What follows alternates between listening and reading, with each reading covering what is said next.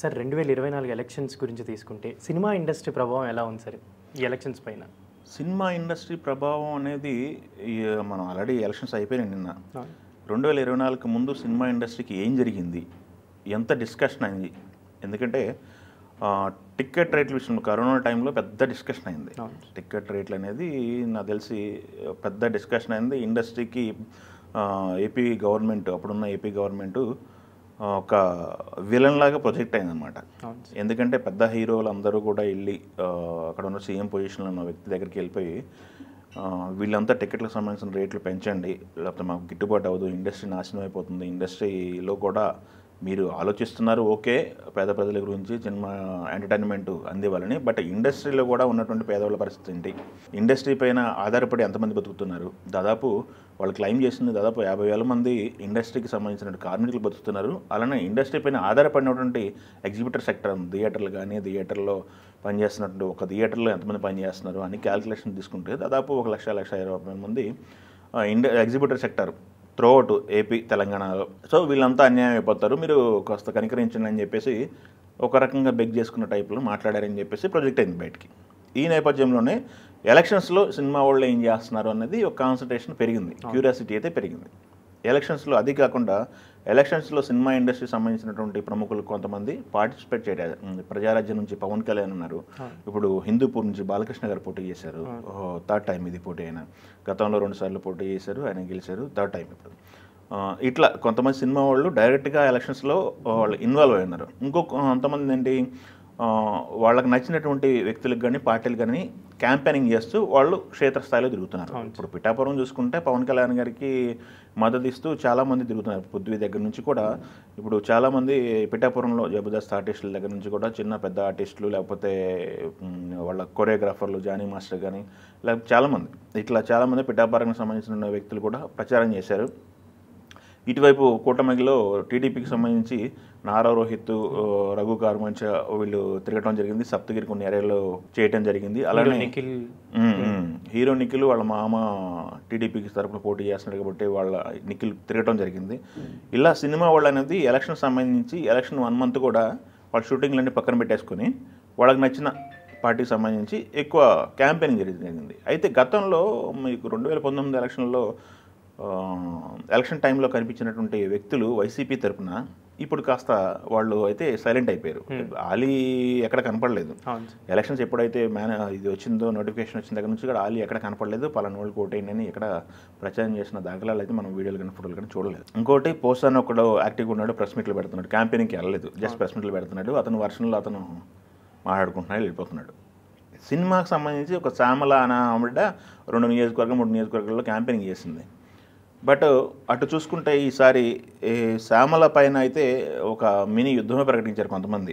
కిరాక్ ఆర్పి కానీ, లేకపోతే 30 years పృథ్వీ ఉన్నాడు కదా, అతను కానీ శ్యామల పైన యుద్ధం ప్రకటించిన సందర్భాలు అయితే చూసాం మనం. ఎందుకంటే ఇప్పుడు సినిమా వాళ్ళు మిగతా వాళ్ళు కొంతమంది ట్వీట్లకే పరిమితం అయ్యారు. ఇప్పుడు హీరో నాని ఉన్నాడు, అతను పవన్ కళ్యాణ్కి మద్దతు ఇస్తూ ట్వీట్ చేశాడు. ట్వీట్ చేస్తూ ఒక సందర్భంలో సినిమా కుటుంబం అంతా మీ వంట ఉంటుందని చెప్పేసి అతను మాట్లాడటం జరిగింది. వాళ్ళంతా సినిమా ఫ్యామిలీ మొత్తం నీతో ఉంది, మీరు గెలుచుకొని రండి అని అర్థం వచ్చేలాగా ట్వీట్ చేయడం జరిగింది. కొంతమంది మిగతా వాళ్ళు కూడా, ఇప్పుడు హీరో నరేష్ ఉన్నాడు, పెద్ద నరేష్ ఉన్నాడు, విజయ నిర్మల గారు, అతను కూడా వరుస ట్వీట్లు అయితే చేయడం జరిగింది. పవన్ కళ్యాణ్ పైన మీరు గెలుచుకొని రావాలి, మీరే టార్చ్ బేరర్ ఆంధ్రప్రదేశ్కి అన్నట్టుగా అతను ట్వీట్లు చేయడం జరిగింది. తర్వాత పెద్ద హీరో సురేష్ ఉన్నారు, ఆయన పవన్ కళ్యాణ్కి మద్దతు, కూటమికి మద్దతు అన్నట్టుగా ట్వీట్ చేయడం జరిగింది. ఇట్లా చాలామంది కూడా అతనికి కూటమికి మద్దతు, లేకపోతే ట్వీట్లు చేయడం, ట్వీట్లుగా, లేకపోతే సినిమా ఫ్యామిలీ నుంచి వీళ్ళంతా ఉన్నారు కదా పోటీ చేస్తున్నారు, గెలవాలని కోరుకున్నారు. నియోజకవర్గాలకు వెళ్ళిపోయి క్యాంపెయినింగ్ చేయడం, రోడ్ షోలు చేయడం అనేది తక్కువ. ఈసారి మనకి కొంతమంది వాళ్ళు సోషల్ మీడియాలో రెస్పాండ్ అయ్యారు తప్ప క్షేత్రస్థాయికి వెళ్తే వెళ్ళడం అయితే జరగలేదు.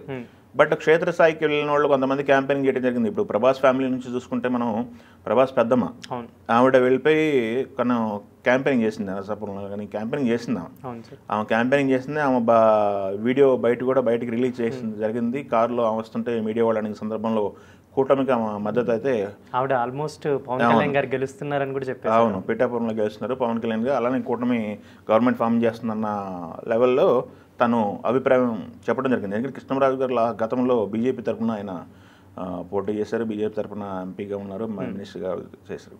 అయితే ఇంకొకటి ఇక్కడ చూసుకుంటే మిగతా సినిమా వాళ్ళంతా ఎక్కడ అని చెప్పేసి వస్తుంది. ఎందుకంటే నందమూరి ఫ్యామిలీ ఆల్రెడీ బరిలో ఉంది, మెగా ఫ్యామిలీ ఉంది, అక్కినేని ఫ్యామిలీ ఒకటి వాళ్ళు దానికి ఎటు కాకుండా అంటే స్తబ్దతగా స్టడర్స్గా ఉన్నారని చెప్పుకోవచ్చు. అంటే దగ్గుబాటి ఫ్యామిలీ ఆల్రెడీ వాళ్ళు కొంత ప్రచారం చేశారు. వాళ్ళ అమ్మాయి దగ్గుబాటి వెంకటేష్ గారు వివేంకుడు పోటీ చేస్తున్నాడు, వాళ్ళు ప్రచారంలో ఉన్నారు. సో ఓవరాల్గా చూసుకుంటే 70% ఇండస్ట్రీ అయితే ఇన్వాల్వ్ అయి ఉంది. బట్ క్షేత్రస్థాయికి వెళ్ళి యుద్ధ ప్రాతిపదికన రోజు జనాల్లో ఉండటం ఇట్లా జరగకపోయినా కానీ సోషల్ మీడియాలో అయితే పార్టిసిపేట్ చేసింది. సో ఇప్పుడు ఎలక్షన్స్ అయిపోయినాయి. సో ఇప్పుడు చూసుకుంటే ఇండస్ట్రీకి సంబంధించి ఎలక్షన్స్ పాత్ర ఎంత ఏంది పక్కన పెడితే గత 2 నెలలుగా సరైన సినిమా లేవు, పోస్ట్ పోన్ చేసుకుంటూ వస్తున్నారు. సో ఇది కొంత రిలీఫ్ అనమాట. ఎలక్షన్ కంప్లీట్ అయిపోయింది. సో వాళ్ళు ఎవరి అంచనాలు వాళ్ళకు ఉన్నాయి, చేసే సర్వేలు వాళ్ళు చేసుకున్నారు. నిన్న జరిగిన పోలింగ్ సరళిని బట్టి మాకు 150 అంటున్నారు, మాకు 120 అంటున్నారు కొంతమంది, లేకపోతే మేము గట్టెక్కుతామని చెప్పేసి ఇలా చాలా అంచనాలు ఉన్నాయి. బట్ వచ్చే గవర్నమెంట్ ఏదైనా సరే జూన్ 4న ఇచ్చినటువంటి తీర్పు జూన్ 4న వెలువడుతుంది. కాబట్టి ఈ లోపు సినిమాలు అనేవి సినిమా పండుగ స్టార్ట్ చేయాలని చెప్పేసి సినిమా పండుగ స్టార్ట్ చేయడానికి పెద్ద సినిమాలు అయితే 3 సినిమాలు రెడీగా ఉన్నాయి. కల్కి ఒకటి డేటు వేసుకొని ఉన్నారు, దాని తర్వాత రాబోతున్న సినిమాలు కూడా ఉన్నాయి, దేవరా ఉంది, ఇట్లా పుష్ప ఉంది, చాలా సినిమాలు ఉన్నాయి. సినిమా పండుగ అయితే షురూ అవుతుందని చెప్పుకోవచ్చు. ఎందుకంటే దేశంలో ఇప్పుడు ఉన్న సినారీలో ఈ ఎలక్షన్ మూమెంట్ అనేది జూన్ 4తో కంప్లీట్ అవుతుంది. కాబట్టి అన్ని ఫేజుల్లో ఎలక్షన్స్ అయిపోయి రిజల్ట్ జూన్ 4 కాబట్టి ఇక్కడ నుంచి సినిమా పండుగ అయితే పెద్ద సినిమా పండుగ అయితే వస్తుందని చెప్పుకోవాలి. రాజకీయంగా చూసుకుంటే కొంత వీళ్ళు ఇండస్ట్రీ సంబంధించిన అంటీ ముట్టనట్టు ఉన్నారని మనం చెప్పుకోవాలి. ఎందుకంటే గతంలో ఫేస్ చేసిన ప్రాబ్లమ్స్ ఎందుకు మాట్లాడితే ఏమొస్తుందో తెలియదు అని చెప్పేసి వాళ్ళు కొంత భయపడిన సందర్భాలు అయితే ఉన్నాయి. కొంతమంది ట్వీట్లుగా సోషల్ మీడియాలో వచ్చారు. కాబట్టి మనం దీనికి విశ్లేషణ అనేది క్లియర్గా ఒకవైపు మనం చెప్పి వీళ్ళు ఇండస్ట్రీ వల్ల మొత్తం మారిపోయిందని చెప్పలేము, అలా కాకుండా ఇండస్ట్రీ అంటీ ముట్టినట్టు ఉందని కూడా మనం చెప్పలేని పరిస్థితి. సో ఇది ఇండస్ట్రీ పాత్ర అనేది ఉంది, కొంత అయితే ఎఫెక్ట్ ఉంటుంది. సైలెంట్గా వాళ్ళ అభిమానులను కొంతమంది పిలిపించుకొని సైలెంట్గా ఓటింగ్ సరళిని మార్చే ప్రయత్నం అయితే చేస్తుంటారని చెప్పేసి మనకి అర్థమవుతుంది. సో 2024 ఎలక్షన్స్కి సినిమా ఇండస్ట్రీకి సంబంధం ఏంటంటే ఉంది, బట్ ఏ మేరకు ఉంది ఏంటనేది మనం చూడాలి జూన్ 4న.